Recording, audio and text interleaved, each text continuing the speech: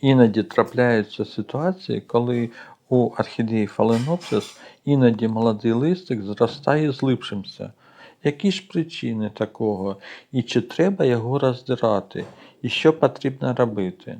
Отже, вітаю всіх глядачів на каналі Орхідеї вдома.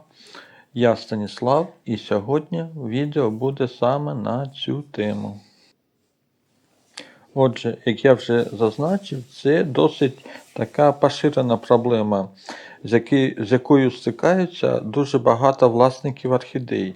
І ситуація, коли молодий листочок росте таким склеєним, ніби складеним навпіл або затиснутим, зазвичай не є хворобою, але сигналізує про певні умови догляду.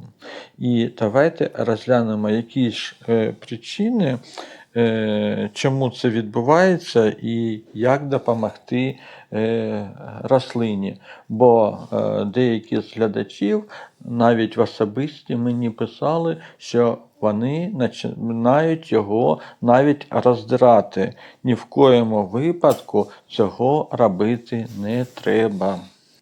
Тож, давайте перейдемо до причин, чого так відбувається. І я вважаю, що головна причина – це низька вологість повітря та медвяна роса. Отже, орхідеї фаленопсиси природним чином виділяють солодкуваті липкі краплі, екскудат або так звану медвяну росу під час активного росту. І це, я вам хочу сказати, нормально. І як же ж робить механізм? Отже, якщо повітря у кімнаті занадто сухе, особливо взимку через опалення, ці цукристі виділення швидко висихають і перетворюються на своєрідний клей. І в результаті края молодого ніжнього листика склеюються настільки міцно, що рослині не вистачає сил розкрити його самостійно. Друга причина, яка буває, я вважаю, що це нестача поливу, а звідси, звісно, і проблеми з тургором. Я думаю, всі розуміють, що лист розкривається за рахунок внутрішнього тиску води в клітинах, тобто тургору. І от якщо орхідеї не вистачає води, наприклад, рідкий полив або пересушений субстрат, тиск у клітинах слабкий, і листику просто не вистачає сили, щоб розірвати склеєні края або розгорнутися. І третя причина, я вважаю, що це проблеми з кореневою системою. І це, до речі, наслідок попереднього другого пункту, що навіть якщо ви поливаєте часто, але коріння знило або висохло, то рослина не може пити воду. Я думаю, звичайним шляхом перевірки буде огляд коріння, і якщо воно зелене або сріблясте, то все добре. А ось якщо воно коричневе, або таке порожнє, або м'яке, то проблема в коренях, і лист не розкривається через зневоднення. І четвертою причиною я би назвав шкідників.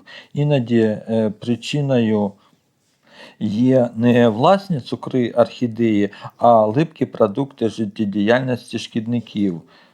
Але сьогодні про шкідників не будемо. Кому цікаво, як я борюся з ними, то на каналі є плейліст, який називається «Шкідники орхідей». Там є 5 відео. Будь ласка, переходьте і можете передивитися. Особливо мені подобається німецький препарат Аберон Рапид, який діє саме проти сисних шкідників на рослинах. Сисні – це такі шкідники та комахи, які живляться клітинами соком рослин, висмоктуючи його з листів, паганів.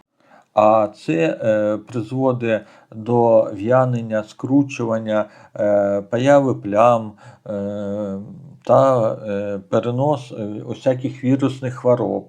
Звісно, рослина ще втрачає і тургор.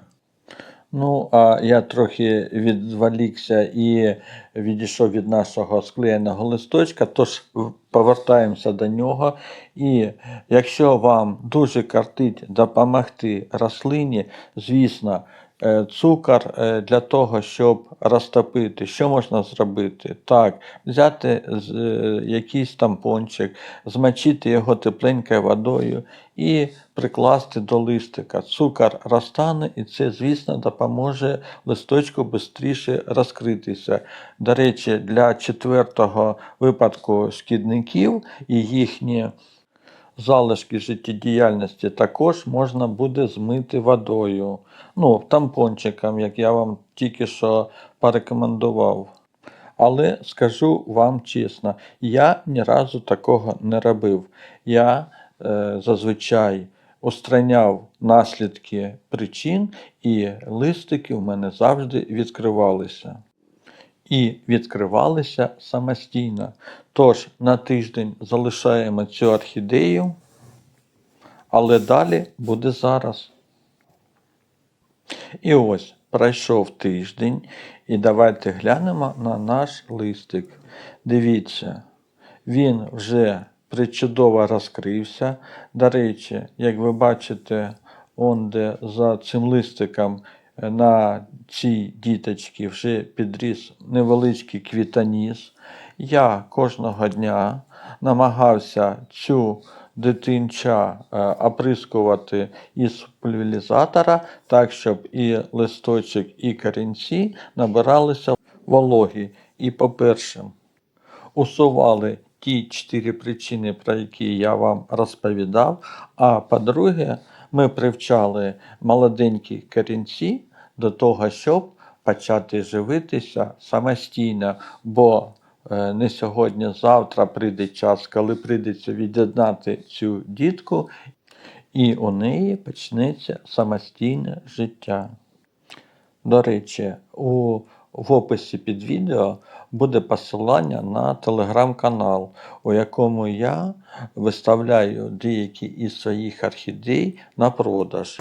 І, до речі, і цих діточок, як дехто, мабуть, вже побачили, що тут дітка не одна, то прийде час, коли я обов'язково виставлю там у телеграм-каналі.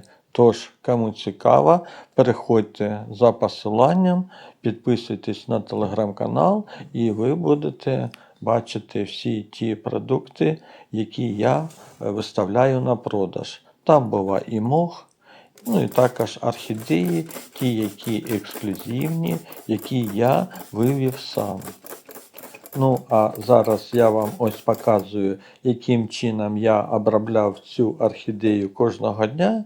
Я думаю, нічого складного у цьому процесі немає, тільки треба це робити постійно. І ваша орхідея, по-перше, в нашому випадку і розкрила цей листик, і, як ви бачите,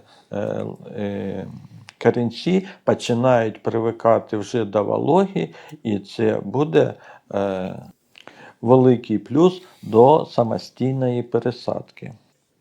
Ну, а я, мабуть, буду закінчувати сьогоднішнє відео. Сподіваюся, що вам воно сподобалося.